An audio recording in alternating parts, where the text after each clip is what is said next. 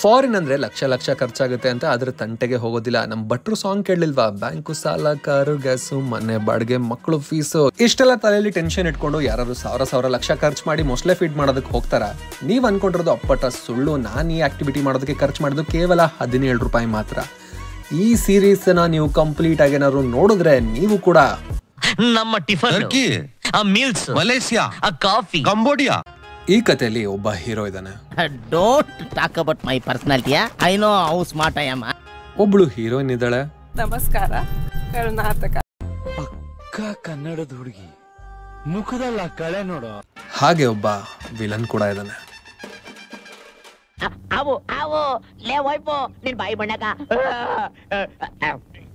Hello hello ನಗಣ.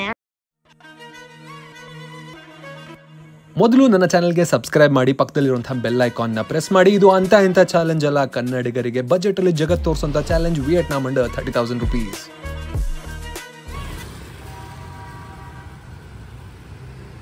ಚಡ್ಡಿ ಹಾಕೊಳಕ್ ಬರ್ದಿರೋ ವಯಸ್ಸಿಂದ ಜಗತ್ ಸುತ್ತಬೇಕು ನೋಡ್ಬೇಕು ಅನ್ನೋ ಆಸೆ ನಂದು. ಚಡ್ಡಿ ಹೋಗಿ ಪ್ಯಾಂಟ್ ಬಂತು, ಇನ್ನು ಸ್ವಲ್ಪ ವರ್ಷ ಹಿಂಗೆ ಕುತ್ಕೊಂಡಿದ್ರೆ ಪ್ಯಾಂಟ್ ಹೋಗಿ ಪಂಚೆ ಬರುತ್ತೆ. ಹಂಗೆ ಇನ್ನೊಂದು ಸ್ವಲ್ಪ ವರ್ಷ ಕಳೆದ್ರೆ ನಮ್ಮನೆ ಅದೇ ಪಂಚೆಲಿ ಸುತ್ತಿ ಪಾರ್ಸಲ್ ಕೂಡ ಮಾಡ್ಬಿಡ್ತಾರೆ. ಅಷ್ಟರಲ್ಲಿ ಜಗತ್ ನೋಡ್ಬೇಕು ಅನ್ನೋ ಆಸೆ. ಈ ದೇಶದ ಮಂತ್ರಿ, ರಾಜ, ಯುದ್ಧ, ಹಾಳು ಮುಳು ತಿಳ್ಕೊಳ್ಳೋ ಮುಂಚೆ ಈ ದೇಶಕ್ಕೆ ಬರಬೇಕಾಗಿರೋ ಫ್ಲೈಟ್, ವೀಸಾಗೆ ಎಷ್ಟು ದುಡ್ಡು ಖರ್ಚಾಗುತ್ತೆ ಅದು ಇಂಪಾರ್ಟೆಂಟ್ ಫಸ್ಟ್ ತಿಳ್ಕೊಬೇಕು. ವಿಯೆಟ್ನಾಂ ವೀಸಾ ಅಂತ ಗೂಗಲಲ್ಲಿ ಟೈಪ್ ಮಾಡಿದ್ರೆ ನಿಮಗೆ ನಾಮ ಹಾಕೋದಕ್ಕೆ ಎಷ್ಟೊಂದು ವೆಬ್ಸೈಟ್ಸ್ಗಳು ಕಾಯ್ತಾ ಇರ್ತವೆ. 15 ದಿನ ಮುಂಚೆ ಅಫಿಷಿಯಲ್ ವೆಬ್ಸೈಟಲ್ಲಿ ಮಾಡಿ 2100 rupees ಆಗುತ್ತೆ. ಫ್ಲೈಟ್ಸ್ಗೆ ಇಂಡಿಯಾದಿಂದ ಸ್ವಲ್ಪ ಕಾಸ್ಟ್ಲಿ ಆಗುತ್ತೆ. ದುಡ್ಡು ರೆಡಿಯಾಗಿ ಇಟ್ಕೊಂಡು ರಣಹದ್ದ ಥರ ಬೇಟೆ ಆಡ್ತಾ ಇರಿ. ಆನ್ ಆವ್ರೇಜ್ 17,000 rupeesಗೆ ನಿಮಗೆ ರಿಟರ್ನ್ ಫ್ಲೈಟ್ ಟಿಕೆಟ್ ಸಿಗುತ್ತೆ. ಇನ್ನು ಈ ಜಾಗನ ನಾನು ನಿಮ್ಗೆ ಇಂಟ್ರೊಡ್ಯೂಸ್ ಮಾಡ್ಕೊಡ್ಲೇಬೇಕು. ಇದು ನಾನಿದ್ದಂಥ ಹಾಸ್ಟೆಲ್ ಹೈಡ್ಔಟ್ ಅಂತ. ಬೆಳಗ್ಗೆ ಹೊತ್ತು ಬಾಡೋಗಿರೋ ಹೂವು ಥರ ಇರುತ್ತೆ, ಅದೇ ರಾತ್ರಿ ಆಗ್ತಿದ್ದಂಗೆ ಫ್ಲವರ್ ಗಾರ್ಡನ್ ಆಗೋಗುತ್ತೆ. ನೀವು ದುಂಬಿ ಥರ ಹಾರೋದಷ್ಟೇ ಬಾಕಿ. ದಿನಕ್ಕೆ 800 ರೂಪಾಯಿ ಸ್ಟೇ ಮಾಡೋದಕ್ಕೆ. ವಿಯೆಟ್ನಾಂ ಜನರಿಗೆ ವೆಜಿಟೇರಿಯನ್ಸ್ ಇದ್ದಾರೆ ಅಂತಾನೆ ಗೊತ್ತಿಲ್ಲ ಅಂತ ಅನ್ಸುತ್ತೆ. ವೆಜ್ ಫುಡ್ ಕೇಳಿದ್ರೆ ಸೊಪ್ಪನ್ನ ಹಂಗಂಗೆ ಟೇಬಲ್ ಮೇಲೆ ಇಡ್ತಾರೆ. ಎಲ್ಲೋ 1-2 ಇಂಡಿಯನ್ ವೆಜ್ ರೆಸ್ಟೋರೆಂಟ್ಸ್ನ ನೋಡ್ಬೋದು, ಆದರೆ ಪ್ರೈಸು ಇಂಡಿಯಾಗಿಂತ 3 times ಜಾಸ್ತಿ ಇರುತ್ತೆ. ವಿಯೆಟ್ನಾಮಲ್ಲಿ ನನ್ನ ರೈಟ್ ಲೆಗ್ ಇಡೋದಕ್ಕೂ ಮುಂಚೆನೆ 30,000ದಲ್ಲಿ ಎಷ್ಟು ಖರ್ಚಾಯಿತು ಅಂತ ನೋಡಿದ್ರೆ,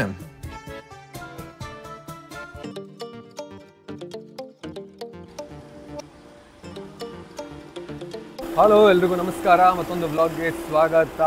ಸೊ ನಾವು ಹೋಗ್ತಾ ಇದ್ವಿ ಇವಾಗ ವಿಯೆಟ್ನಾಂನ ಮೆಕಾಂಗ್ ಡೆಲ್ಟಾಗೆ. ಸೊ ಮೆಕಾಂಗ್ ಡೆಲ್ಟಾಗೆ ನೀವು ರೀಚ್ ಆಗೋದಕ್ಕೆ ನಾನು ಬಳಸ್ಕೊಂಡಿರೋವಂಥದ್ದು ಕಿಮ್ಸ್ ಟ್ರಾವೆಲ್ ಅಂತ ಈ ಒಂದು ನಮ್ಮ ಹಾಸ್ಟೆಲಿಂದ ಟೂರ್ ಆರ್ಗನೈಸರ್ ಇವರು. ಸೊ ಇವ್ರ ಜೊತೆ ಹೋಗ್ತಾ ಇದ್ದೀವಿ.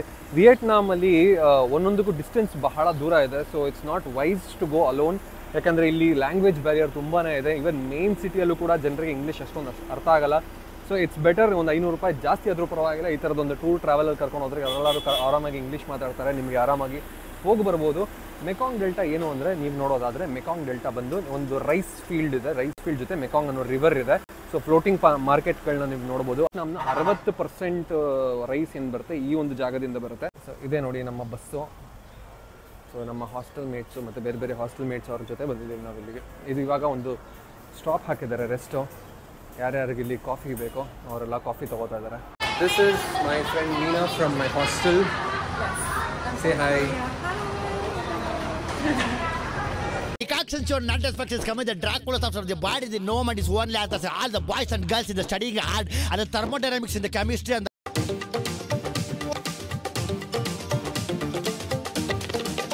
ಇಷ್ಟು ದಿನ ಬರೀ ವಿಯೆಟ್ನಾಂ ರೀಲ್ಸಲ್ಲಿ ನೋಡ್ತಾ ಇದ್ದೆ. ಯಾರೋ ಒಬ್ಬರು ದೊಡ್ಡ ಬೋಟಲ್ಲಿ ಕರ್ಕೊಂಡು ಹೋಗ್ತಾ ಇರೋದು, ಈ ಕಡೆ ಆ ಕಡೆ ಕ್ರೊಕೊಡೈಲ್ಗಳು, ಈ ಥರ ವಿಯೆಟ್ನಾಂ ಟೋಪಿಗಳು ಹಾಕೊಂಡಿರೋದು. ಇವತ್ತು ಅದನ್ನೇ ಎಕ್ಸ್ಪೀರಿಯನ್ಸ್ ಮಾಡುವಂತಹ ದಿನ ಬಂದಾಗಿದೆ. ಸೊ ಈ ಒಂದು ಟೂರ್ ಬಂದು 1,800 rupees ಹತ್ರ ಆಗುತ್ತೆ. ಇಲ್ಲೇ ನೋಡಿ ನಾನು ಬಿಸ್ಕೆಟ್ ಹಾಕ್ಸ್ಕೊಂಡಿದ್ದು. ಬೇರೆ ಟೂರ್ ಆಪರೇಟರ್ ಸೇಮ್ ಟೂರ್ನ 1,150 rupeesಗೆ ಪ್ರೊವೈಡ್ ಮಾಡ್ತಿದ್ದಾರೆ. House the experience? ನಮ್ಮ ಜೊತೆ ಬಂದಂಥ ಟೂರ್ ಟೀಮ್ ಮೆಂಬರ್ಸ್ ಎಲ್ಲನೂ ಕೂಡ ಇಲ್ಲೇ ಇದ್ದಾರೆ. So we are going on this small boat. ಇಲ್ಲಿ 4 ಐಲ್ಯಾಂಡ್ಗಳಿವೆ. 4 ಐಲ್ಯಾಂಡ್ ಇದೆ ಇಲ್ಲಿ.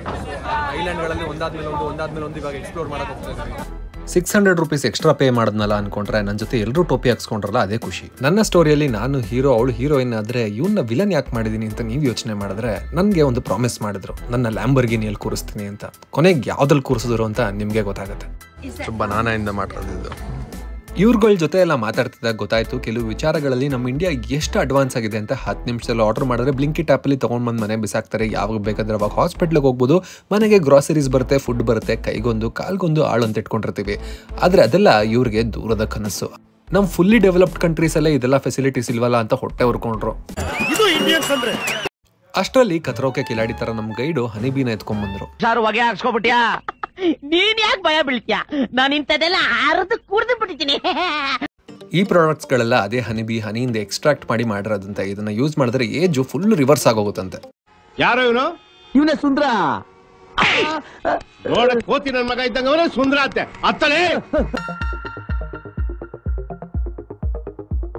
ಎಲ್ಲ ಹಾವಿಂದ ನಾವು ಪೂಜೆ ಮಾಡೋ ಹಾವನ್ನ ಇಲ್ಲಿ ವೈನ್ ಮಾಡ್ಕೊಂಡು ಕುಡಿತಾವ್ರಲ್ಲ.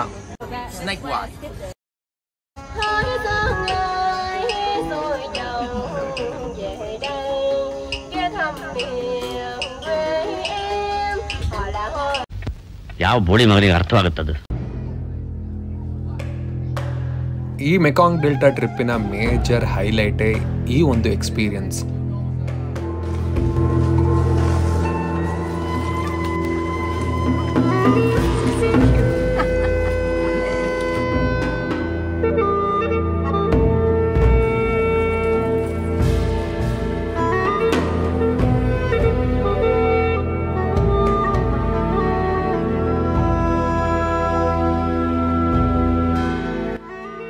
ಇದಾದ ನಂತರ ಕೋಕೋನಟ್ ಚಾಕ್ಲೇಟ್ಸ್ ಮಾಡುವಂತ ಐಲ್ಯಾಂಡ್ಗೆ ಹೋದ್ವಿ. ಯಾವ ಸಿಲ್ಕ್ ಯಾವ ಚಾಕ್ಲೇಟ್, ಈ ಚಾಕ್ಲೇಟ್ ಬಾಯಿಗಿಟ್ರೆ ಕರಗೋಗ್ತಿತ್ತು.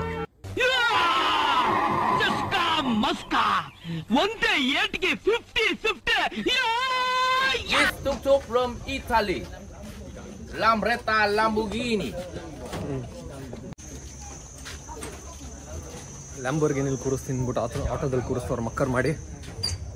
ಇವಾಗ ಗೊತ್ತಾಯ್ತಾ ನನ್ನ ಕಥೆಯಲ್ಲಿ ಇವನ್ಗೆ ಯಾಕೆ ವಿಲನ್ ಕ್ಯಾರೆಕ್ಟರ್ ಕೊಟ್ಟಿದ್ದೀನಿ ಅಂತ.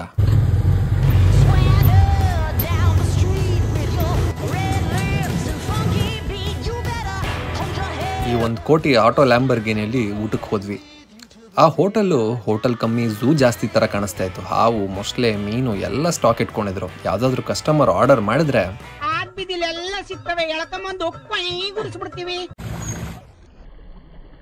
ಊಟ ಆದ್ಮೇಲೆ ತಿಂದಿರೋದನ್ನ ಕರಗಿಸಕ್ಕೆ ಇಲ್ಲಿ ಟೈಮ್ ಪಾಸ್ಗೆ ಆಕ್ಟಿವಿಟೀಸ್ ಇಟ್ಟಿದ್ದಾರೆ. ಏನ್ ಗೊತ್ತಾ, ಮೊಸಳೆಗೆ ಮಾಂಸ ತಿನ್ಸೋ ಆಟ.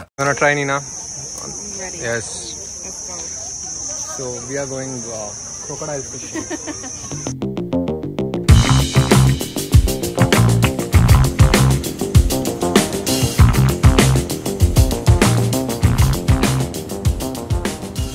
ಇಡೀ ದಿನ ನಾ ಕಂಡ ಜನರ ಜೀವನ, ಅವರ ಕಷ್ಟ ಸುಖಗಳನ್ನ ನೋಡಿ ಅರಗಿಸ್ಕೊಳಕ್ಕಾಗದೆ ಮನಸ್ಸಲ್ಲಿ ಸಾವಿರಾರು ಪ್ರಶ್ನೆಗಳು ತೇಲ್ತಿರುತ್ತೆ.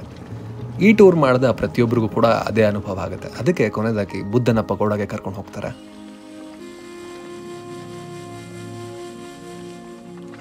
ನಾವಿದ್ದೀವಿ ಇವಾಗ ಮೆಕಾಂಗ್ ಡೆಲ್ಟಾ ಟೂರ್ನ ಮುಗಿಸ್ಕೊಂಡು ಇವಾಗ ಬುದ್ಧದ ಪಗೋಡಾನ ವಿಸಿಟ್ ಮಾಡಕ್ಕೆ ಬಂದಿದ್ದೀವಿ. ಸೊ ಇವ್ರು ಹೇಳೋ ಪ್ರಕಾರ ಇವರು 3 ಥರದ ಬುದ್ಧನ ವರ್ಷಿಪ್ ಮಾಡ್ತಾರೆ. ಮೊದಲನೇದಾಗಿ ಪಾಸ್ಟಲ್ಲಿರುವಂಥ ಬುದ್ಧ ಹೊರಗಡೆ ಒಂದು ದೊಡ್ಡ ಸ್ಟ್ಯಾಚು ಇದೆ ಬುದ್ಧದ, ಅದನ್ನು ನೋಡ್ಬೋದು. ಪ್ರೆಸೆಂಟಲ್ಲಿರೋ ಬುದ್ಧ ನೋಡಿ ಇಲ್ಲಿ. ಸೊ ಇಲ್ಲಿ ಮಲಗಿದೆಯಲ್ಲ ದೇವರು, ಬುದ್ಧ ನೋಡಿ ಹೆಂಗೆ ಮಲ್ಕೊಂಡಿದೆ, ಇದು ಪ್ರೆಸೆಂಟ್ ಬುದ್ಧ ಅಂತೆ. ಇನ್ನು ಫ್ಯೂಚರ್ ಬುದ್ಧ ಈ ಥರ ಚೆನ್ನಾಗಿ ಖುಷಿಯಾಗಿ ತಿನ್ಕೊಂಡು ಖುಷಿಯಾಗಿರುವಂಥ ಲಾಫಿಂಗ್ ಬುದ್ಧ. ಸೊ ಈ ಥರ 3 ಥರ ಬುದ್ಧನ ಇವರು ಪೂಜೆ ಮಾಡ್ತಾರಂತಿಲ್ಲಿ.